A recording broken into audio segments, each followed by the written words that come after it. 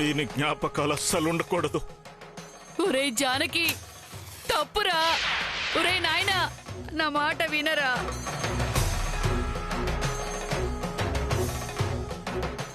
ఒరే జాన్,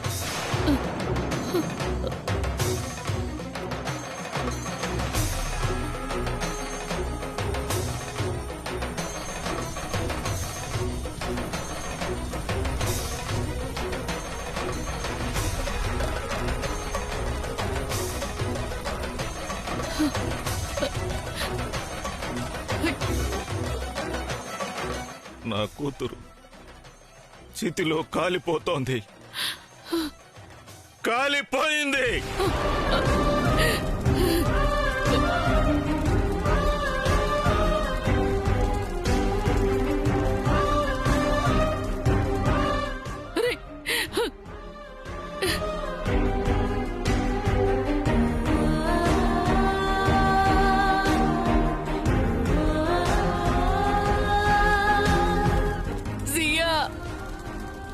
అయ్యో బిడ్డ, ఎక్కడున్నావే బిడ్డ?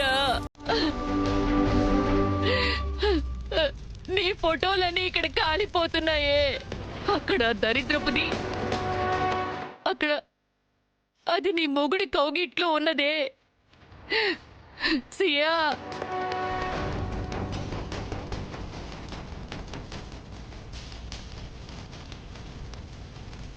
వైదేహి, నా మనవరాలి ఫోటోలే కాలిపోయాయి, కానీ నువ్వు నిజంగానే కాలిపోతావే. హా,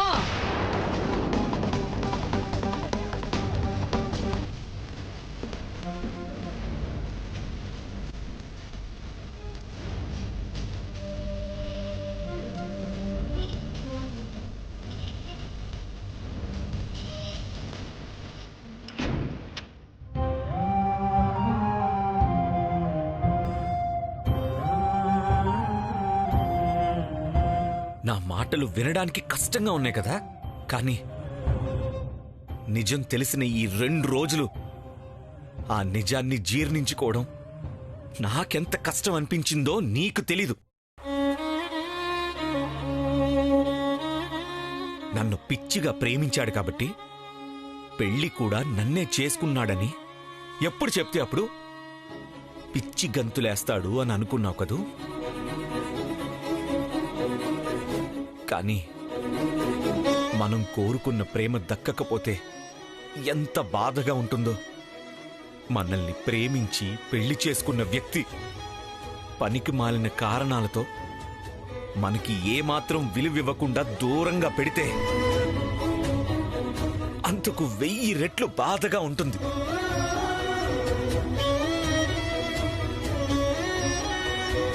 దయచేసి మీకు విలువ ఇవ్వలేదని మాత్రం అనొద్దు.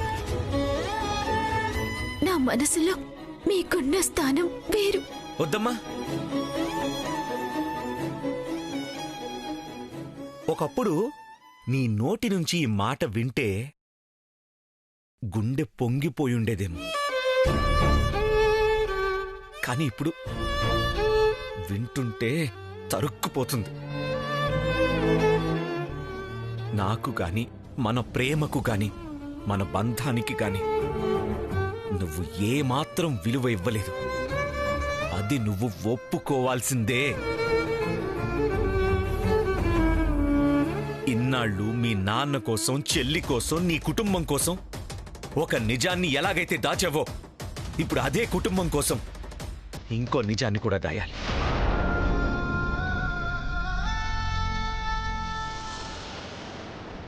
ఎక్కడా? ఇక్కడే పడేశాను. వెతుకు.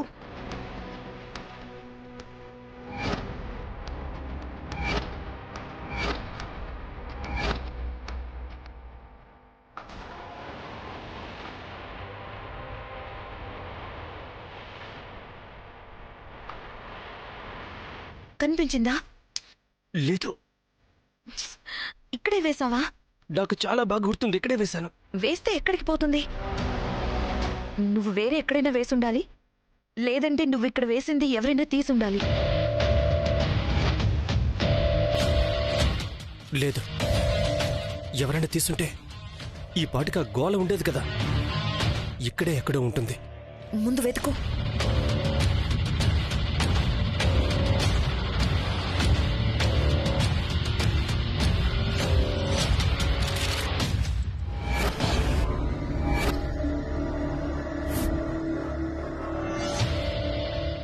దొరికింది.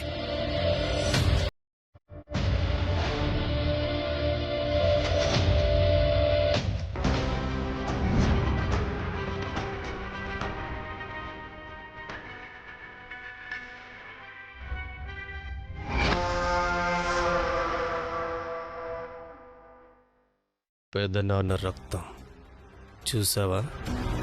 ఇంకా అలాగే ఉంది.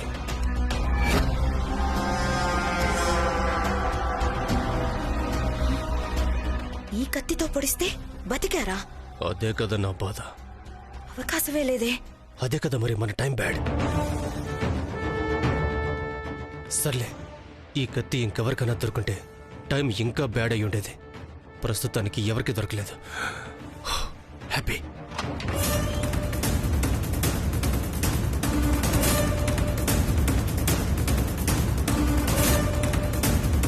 ఎవరది?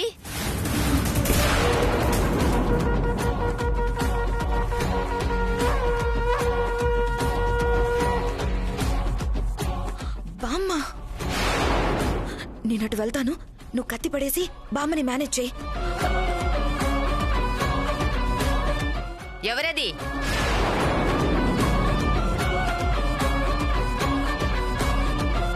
నువ్వా?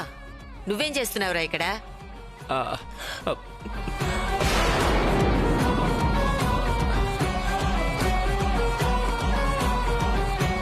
నానమ్మా, అది ఫోన్ వస్తే మాట్లాడుతున్నా నానమ్మా. హలో, చెప్పరా, ఇంకటి విశేషాలు? అంత బానే ఉందా? యా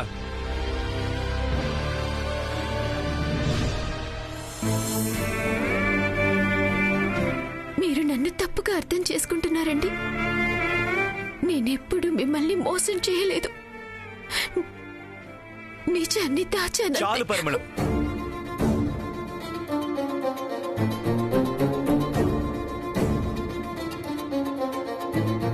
నిన్ను పరిమళం అని పిలిచిన ప్రతిసారి నా ఒళ్ళు పులకరించిపోయేది. ఇప్పుడు జలధరిస్తోంది చూడు. ఇదంతా నువ్వు దాచిన నిజం ఫలితమే.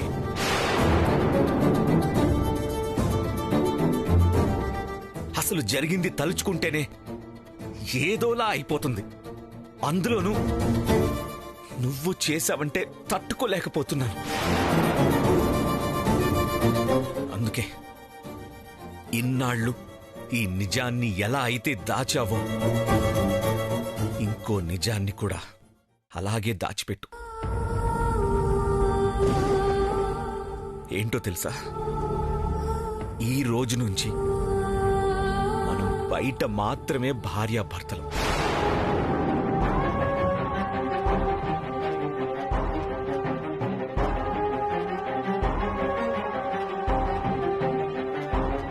నాలుగు గోడల మధ్య మాత్రం నువ్వెవరో నేనెవరో.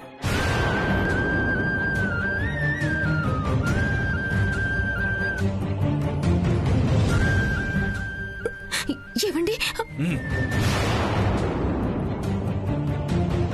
మామూలుగా అయితే ఇప్పుడే ఆవేశంగా వెళ్ళి మేము భార్యాభర్తలుగా ఉండలేమని అందరికీ చెప్పేసుండేవాణ్ణి. కానీ నువ్వు నీ వాళ్ల కోసం ఆలోచించి నిజం దాచినప్పుడు నేను కూడా నా వాళ్ల కోసం ఆలోచించాలి కదా. ఈ విషయంలో మీరే నాకు ఇన్స్పిరేషన్.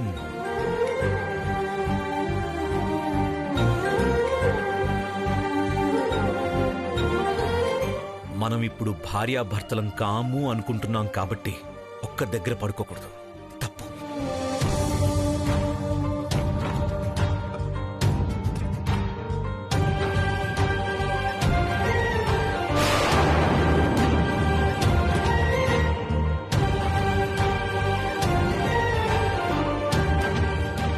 ఇవి నా కోసం కాదు, నీ కోసం.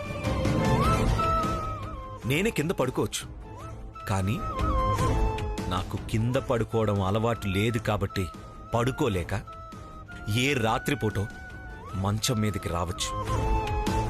అప్పుడు నీ కోసం వచ్చానని నువ్వు తప్పుగా అనుకోవచ్చు. కాబట్టి నువ్విక్కడే పడుకో.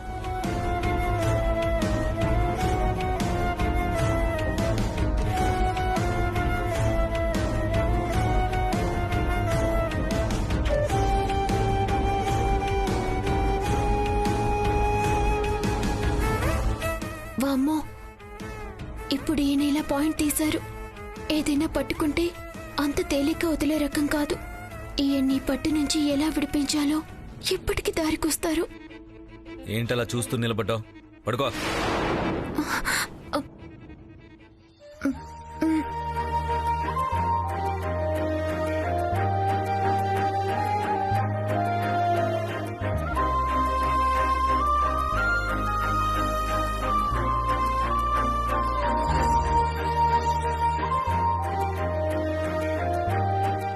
మీది కోపం కాదు, అలక. ఉడుకుమోతుతనమని అర్థమైందిలేండి. అన్నీ సరిచేయటానికి కొంచెం సమయం పడుతుంది. ఏం చేస్తాం, తప్పదు కదా. అదిగో మళ్ళీ చూస్తున్నావు. భార్యాభర్తలుగా లేమన్నప్పుడు ఒకరినొకరు చూసుకోవడం కూడా తప్పే. అటు సైడ్ తిరిగి పడుకో. అలాగా, సరే, అది చూస్తా. ఎంతకాలం దూరంగా ఉంటారో, ఎంతకాలం ఈ తిక్క ఉంటుందో.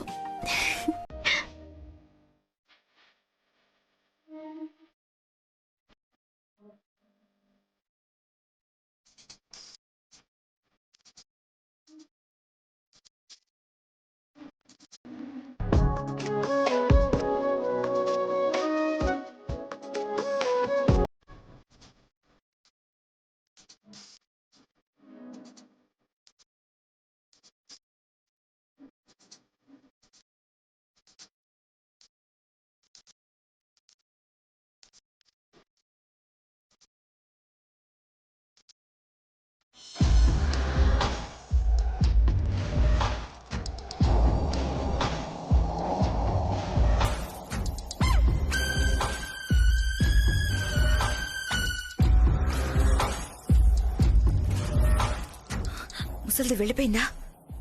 వెళ్ళిపోయింది. కత్తి ఎక్కడ పెట్టావు? మళ్ళీ ఎక్కడే పడేశాను. ముందు తీ, వెతుకు.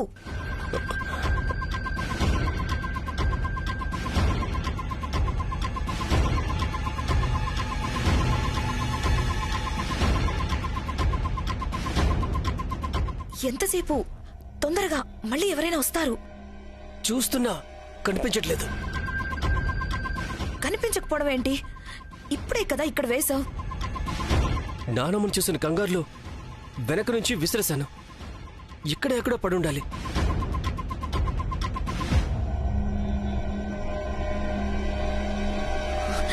నీతో మామూలు తలకాయ నొప్పి కాదురా బాబు.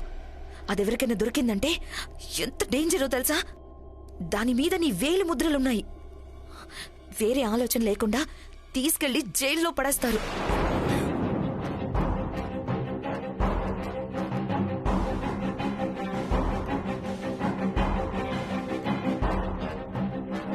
అసలు నువ్వు చేసిన తప్పేంటో తెలుసా? ఆ రోజే దాన్ని తీసుకెళ్లి ఎక్కడో పడేయకుండా ఇంట్లోనే దాచావు. ముందు వెళ్ళి వెతుకు, ఫాస్ట్.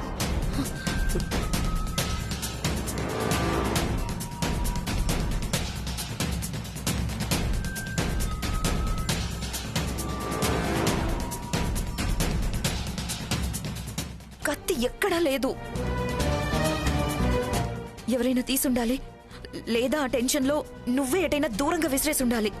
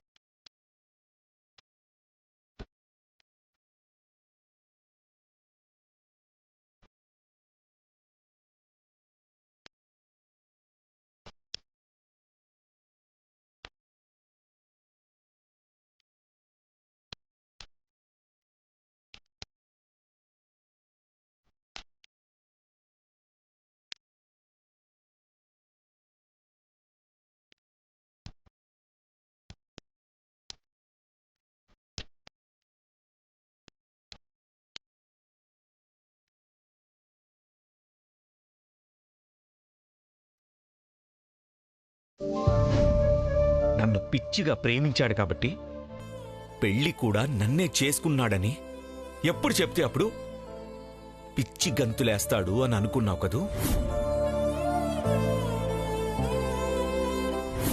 ఏంటో తెలుసా, ఈ రోజు నుంచి మనం బయట మాత్రమే భార్యాభర్తలు.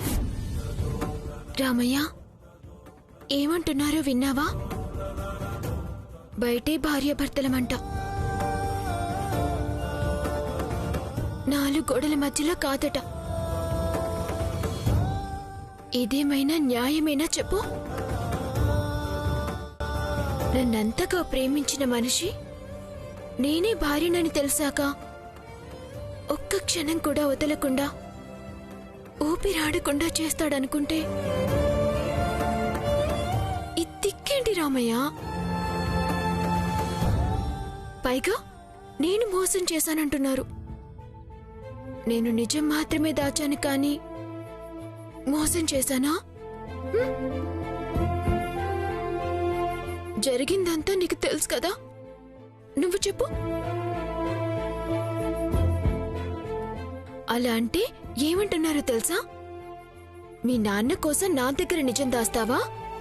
నాకన్నా మీ నాన్నే ఎక్కువ అంటే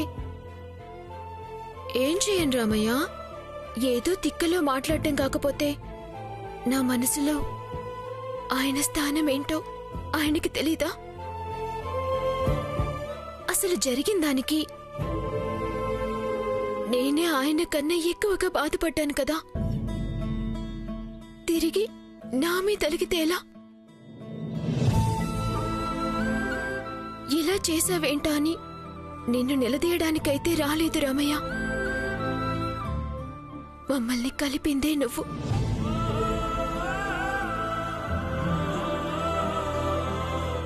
తీరా కలిశాక ఆయన మనసెందుకు మారుస్తావు? ఆయన తీరేంటో నీకు చెప్తున్నాను అంతే. అయినా నీకు నేను చెప్పేదేముందిలే, అంతా నీకు తెలుసు. మళ్ళీ ఆయన మనసు మార్చమని నిన్నేమీ ఇబ్బంది పెట్టను. నేనే చూసుకుంటాను.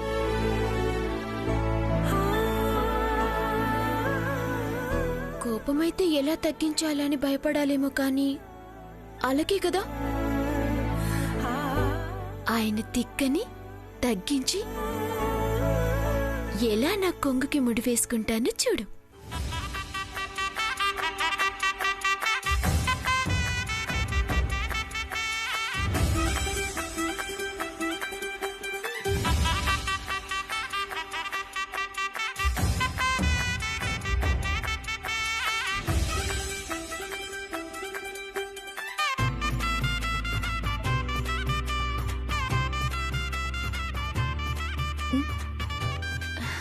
మీరే బామ్మగారు, హారతి తీసుకోండి. నా బంగారు తల్లి, నా పెద్ద కోడలొచ్చి ఇన్నేళ్లయింది. ఏ రోజూ దీపం వెలిగించింది లేదు. అసలైన కోడలవంటే నువ్వే. ఏదేమైనా నా మనవడు చాలా అదృష్టవంతుడు.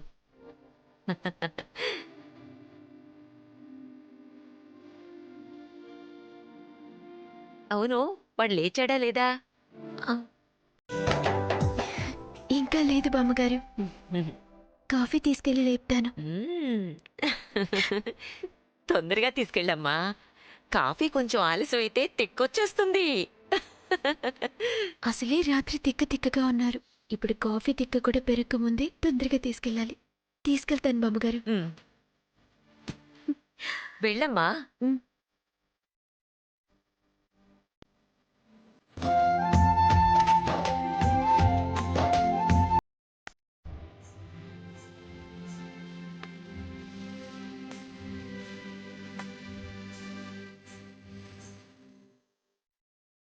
స్వామి, ఇక మీదటంతా నువ్వే చూసుకోవాలి.